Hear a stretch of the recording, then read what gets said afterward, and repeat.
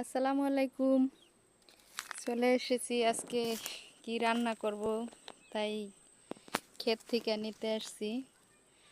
আগে আগে তো শহরে ছাদ বাগান করছি, এখন গ্রামে আইসা করলাম। দেখি কতটুকু কি হয়।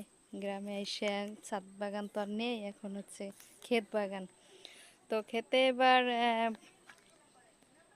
বেগুন বেগুন এই ক্ষেতে নাই, আরেকটা ক্ষেত আছে, ওই ক্ষেতে অনেকগুলো বেগুন ধরছে, এটাকে বলি শুরু হয়েছে। তো আজকে দেখি করলা গাছে কি করলা ধরছে, মাশাল্লাহ।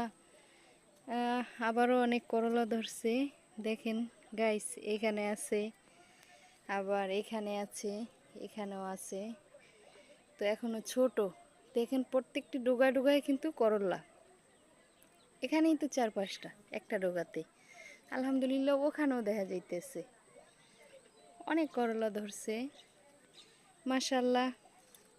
ভাবছিলাম এখনো মনে হচ্ছে ধরে নাই, গাছটা তো কেবল ছোট। তো এতটুকুই বাইছে গাছটা, মানে বড় হয়েছে, এতটুকুই বড় হইলো, তাতে অনেকগুলো করলা ধরছে। তো আজকের মতো এখানেই, হয়তো এক সপ্তাহ পরে নিতে পারবো এই করলাগুলো। সবাই ভালো থাকবেন, আসসালামু আলাইকুম।